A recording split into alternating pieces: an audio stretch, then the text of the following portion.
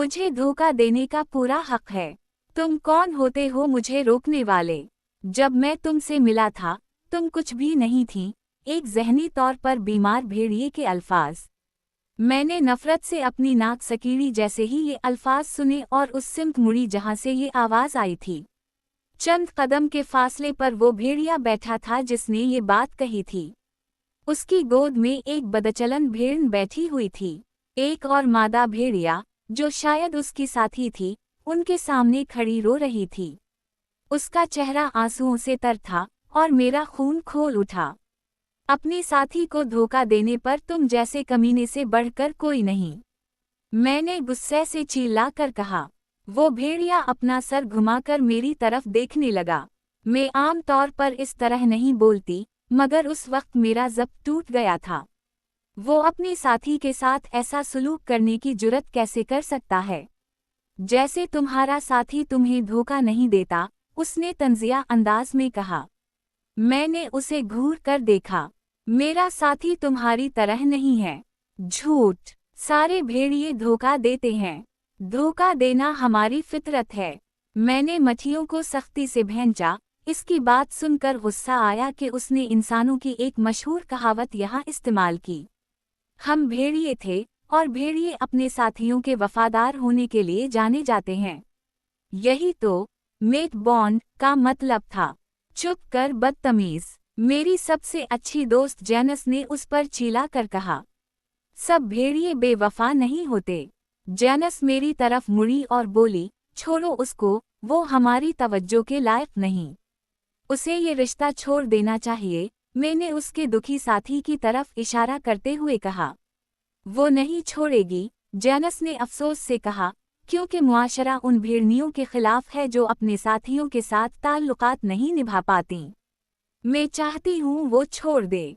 वो बेहतर की हकदार है। सोचो अगर सेबास्टियन ने मेरे साथ ऐसा किया होता। सेबास्टियन की बात आते ही मैंने कमरे के इर्द गिर्द नज़र दौड़ाई। उसने मुझे पैगाम भेजा था कि वो मुझसे यहाँ मिलना चाहता है क्योंकि वो मुझे प्रपोज करने वाला था। मीटिंग राइट की तकरीब करीब आ रही थी।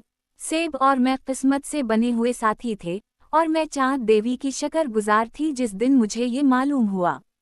मैं उसे शुरू से पसंद करती थी। मैं सिर्फ 13 साल की थी जब पहली बार उसे देखा, लेकिन बहुत शर्मीली थी।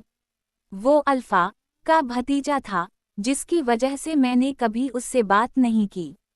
वक्त गुजरा, मैं 16 साल की हुई, तब पता चला कि हम फितरी साथी हैं। तब से जिंदगी हसीन थी। हमने फौरन रिश्ता शुरू किया और आज हमारी 5वीं सालगिरह थी। मुझे पता है तो चाहती है सेब तेरे हाथ में अंगूठी डाले, लेकिन इतनी बेचैनी मत दिखा, जैनस ने हंसते हुए छेड़ा। मैंने दरवाजे से मुंह मोड़ा और मुस्कुरा दी, मेरा चेहरा लाल हो गया। मैं तो कब से इस दिन का इंतजार कर रही थी। पता है, जैनस हंसी। लेकिन जरा रलकस कर, थोड़ा नाच ले, मजा कर ले उसके आने से पहले। मैं कैसी लग रही हूँ? मैंने जैनस से एक बार फिर पूछा। मैंने आज के लिए बहुत मेहनत की थी, हत्ता कि अपनी जुमा पौंजी भी लिबास पर खर्च कर दी ताकि अल्फा के भतीजे की साथी जैसी लगूं। लेकिन यकीन दहानी फिर भी चाहिए थी। जैनस मेरी तरफ नहीं देख रही थी। मैंने उसकी निगाहों का पीछा किया और वो सेबास्टियन पर ठहरे। और नहीं, वो अकेला नहीं था। उसका बाजू मेरी सौतेली बहन के कमर के गर्द लिपटा हुआ था। शायद वो दोनों रास्ते में मिल गए होंगे, जैनस ने जल्दी से कहा। वैसे तो अपने साथी पर भरोसा करती है ना? मैंने सर हिलाया। जैनस ठीक कह रही थी। मुझे उस पर एतमाद करना चाहिए, चाहे उसका बाजू मेरी सौतेली बहन के गर्द ही क्यों ना हो। आखिर उसने ही मुझे पैगाम भेजा था प्रपोजल के लिए। मैंने जैनस की तरफ देखा। वो भी मेरी तरह शक में थी, लेकिन कहना मुश्किल था। अगर वो वाकई धोखा दे रहा है, उसने बात शुरू की, तो नुकसान उसका होगा, तेरा नहीं।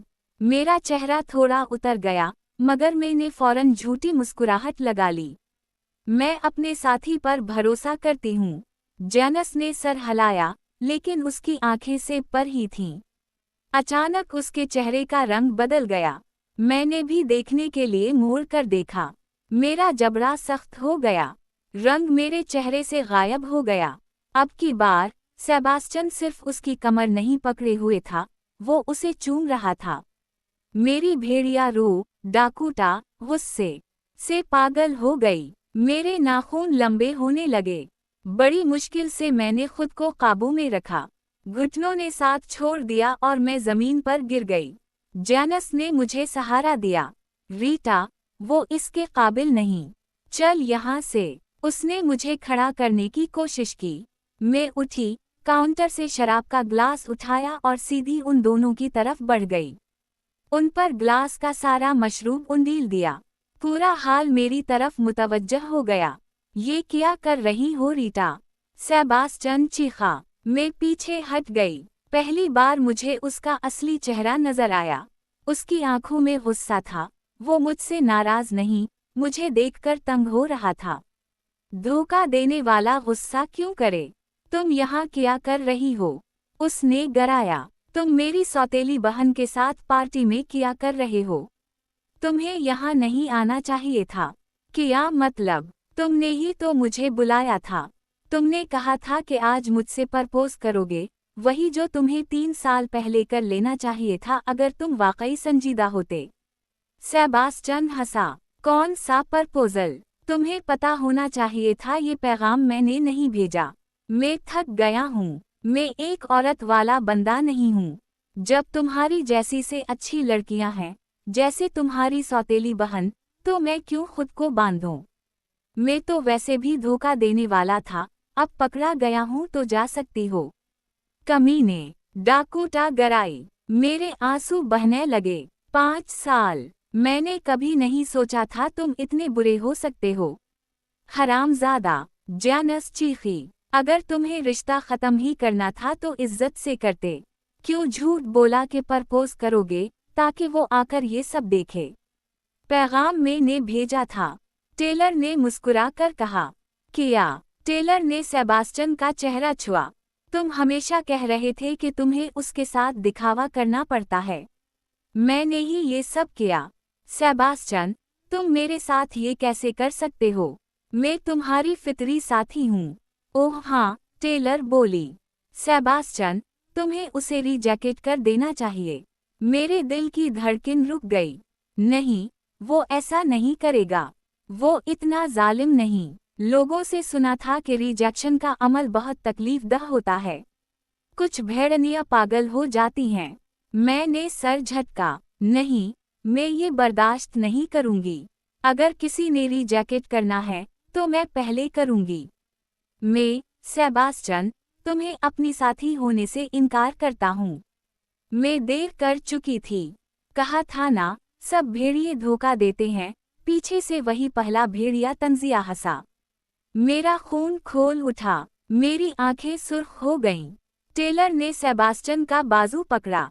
मुझे उन दोनों को सबक सिखाना था। मैं, रीटा लाइड, तुम्हारा इनकार कबूल करती हूँ।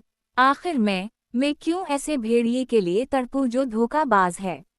उसके रिजेक्शन का दर्द अब सिर्फ एक एहसास में बदल गया, बदले का। मैं चाहती थी कि सेबास्टियन को पछताना पड़े कि उसने कभी मुझे धोखा दिया। और मेरे जहन में वो पहले वाला भेड़िया गूंज उठा। सब भेड़िए धोखा देते हैं। मैं चाहती थी कि हर बेवफा साथी अपनी हरकतों पर पछताए। मगर कुछ बातें हमारे इख्तियार में नहीं होतीं। अचानक मैंने महसूस किया कि डाकोटा, मेरी भेड़िया रूह, पीछे हट गई है और मैं जान गई कि वो अब लंबे अरसे तक वापस नहीं आएगी। अब मैं तकरीबन अपनी भेड़िया के बगैर थी, ना मालूम कब या कभी वो वापस आएगी भी या नहीं। मेरा दिल डूब गया। सेबास्टियन ही मेरी जिंदगी का मकसद था। उसने मुझे धोखा दिया और अब मेरी भेड़िया रूह भी मुझसे छन गई। अब मेरी जिंदगी किस रुख पर जाएगी?